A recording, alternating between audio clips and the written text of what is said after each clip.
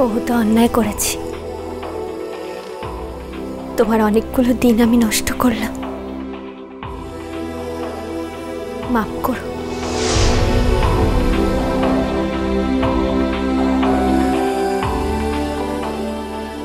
আসছি সবাই।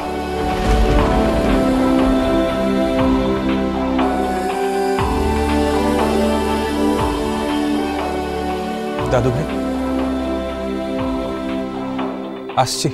এসো। ও বাবা দেখো না, নীলের বউ চলে যাচ্ছে। ও বাবা ওকে যেতে বারণ করে না, আমার চিরকালের শত্রুটা চলে যাচ্ছে। বাবা ওকে আটকাও না, আটকাও না।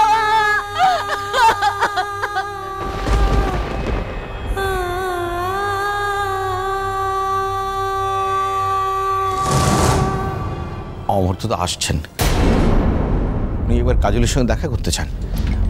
অমর্ত্য তো এলেই না হয় ও চলে যাবে। কি অদ্ভুত আবদার, ও আসছে বলে আমাদের অপেক্ষা করতে হবে। তুমি তো আর অপেক্ষা করছো না মেজদা, তোমার তো এত গায়ে লাগার কোনো কারণ নেই। আবার কি কিছু বন্ধুল করতে আসছে নাকি কি জানে বাবা। কিন্তু নীল তো বাস মিস করবে। কখন আসবে? 2-5 মিনিটের মধ্যেই আসবে। আচ্ছা তাহলে দেখি একটু।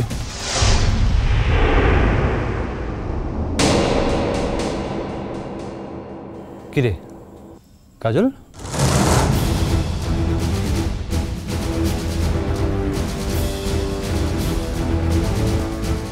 রথে ডিঙা ভাসে যাচ্ছিস, বিনু আমাকে না বলে?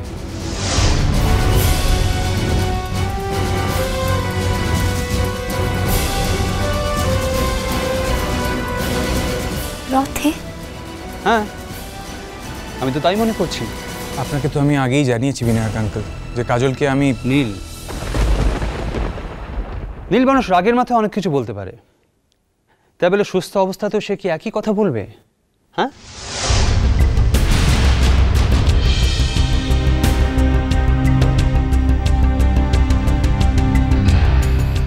মেশমশাই, আয়োজন দেখে তো মনে হচ্ছে বেশ বড় রকমের যাত্রাপালার উৎসব চলছে।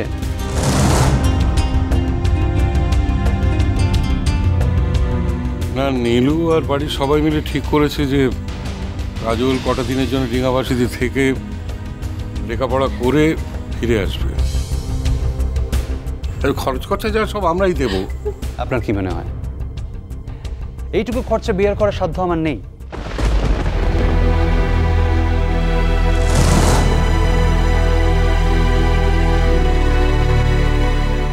বিনু মামু,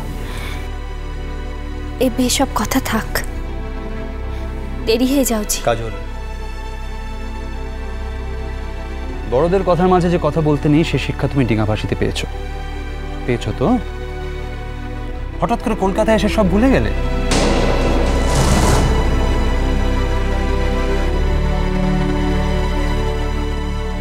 বিনায়ক আঙ্কেল, আমি কাজলের হাজবেন্ড, তাই কাজলের প্রতি আমার কয়েকটা দায়িত্ব আছে, সেটা আমি অস্বীকার করতে পারবো না। আর আমার দায়িত্বগুলো অন্য কারুর ঘাড়ে চাপিয়ে দিতে পারবো না। হাজবেন্ডের দায়িত্ব বুঝি শুধু ভরণ পোষণ? দেখো নীল, যদি আর কোনো দায়িত্ব স্বীকার করতে না পারো তবে এই দায়িত্বটুকু স্বীকার করা থেকেও তোমাকে আমি মুক্তি দিতে চাই। তুমি এক কাজ করো, তুমি কাজলকে ডিভোর্স দিয়ে দাও, সমস্ত অ্যারেঞ্জমেন্ট আমি করে দেবো।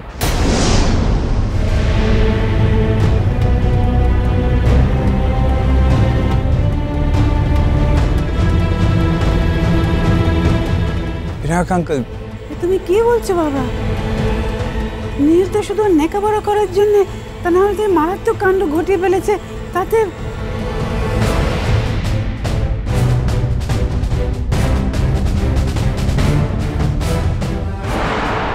ওরে বাবা, এতে একেবারে হাউসফুল দেখছি। কি কাজল, বেশ মেয়ে তো। হ্যাঁ, আমার সঙ্গে দেখা না করেই পালাচ্ছিলে যে বড়।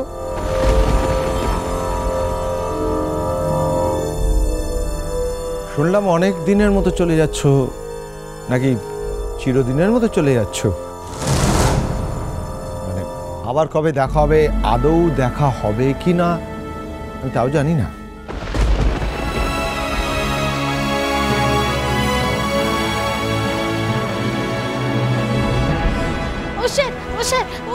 দেখুন না, ও একেবারের জন্য ডিঙাবাজি চলে যাচ্ছে, একেবারের জন্য। আমাদের বিয়েতেও আসবে না বলছে। ওকে বারণ করো না স্যার, ওকে বারণ করো না, ওকে বারণ করো না।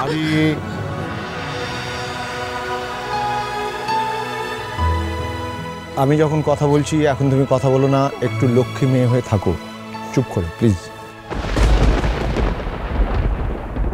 আর সব থেকে বড় কথা হলো যে তোমরা ওকে তোমাদের বাড়িতে রাখবে না, ঠিক আছে, দ্যাটস ইউর ডিসিশন। কিন্তু আমি ওর এত কাছে থাকি, আমি ওর লিগ্যাল গার্জিয়ান, সেক্ষেত্রে কথাটা একবার আমাকে জানাবার প্রয়োজন মনে করলে না?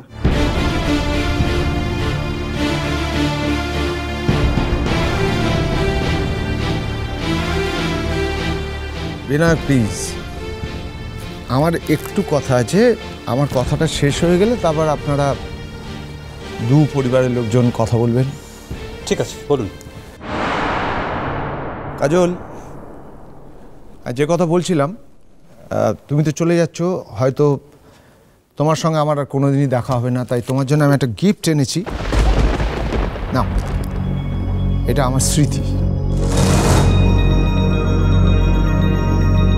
না, ধরো ধরো। ওপরে ইংরেজিতে কিছু লেখা আছে, হ্যাঁ, ওটা একটু পড়ো তো, সকলে শুনুক।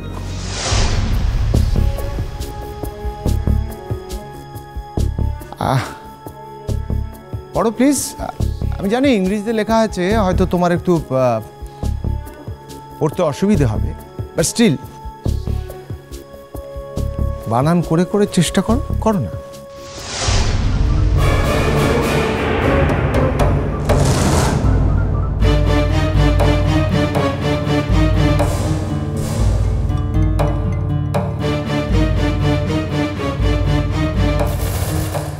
Deer Kajal,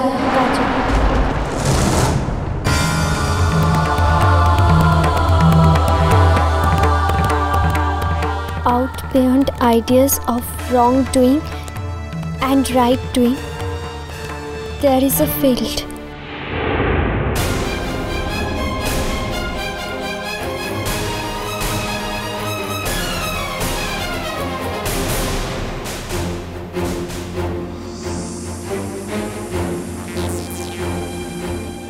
I will meet you there. Jalaluddin Rumi. পড়তেই যদি পারে তাহলে ঠিক ওষুধের নামটা জেনে ঠিক ওষুধটা কেন খাওয়ায়নি পারিকে?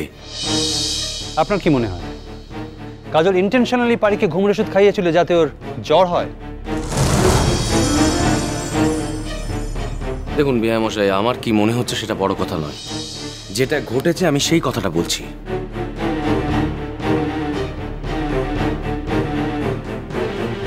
ব্যাপারটা জেনে আমি নিজেও খুব অবাক হয়েছিলাম, কারণ আমি জানতাম যে ওর মা, মানে ওরা যখন সম্বলপুরে ছিল তখন ওর মা ওকে একটা মিশনারি স্কুলে ভর্তি করেছিল, ইংলিশ মিডিয়াম স্কুল।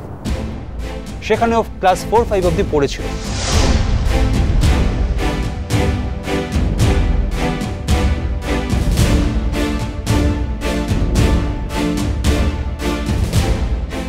তারপর যখন ওর ডিঙা ভাসিয়ে চলে আসে তখন আমি নিজে ওকে শহরের একটা আইসিআইসি স্কুলে ভর্তি করেছিলাম। হ্যাঁ, ক্লাস 9-এর পর ও আর পড়েনি, কিন্তু তাই বলে ক্লাস 9 অবধি পড়া একটা মেয়ে ওষুধের নাম পড়তে পারবে না, এটা তো ভাবতেই পারিনি আমি।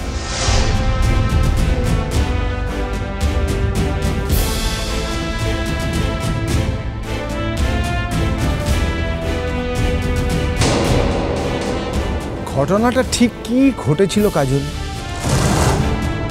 এখন চালিয়ে যাবার সময় ওসব কথা থাক অমর্ত আঙ্কেল।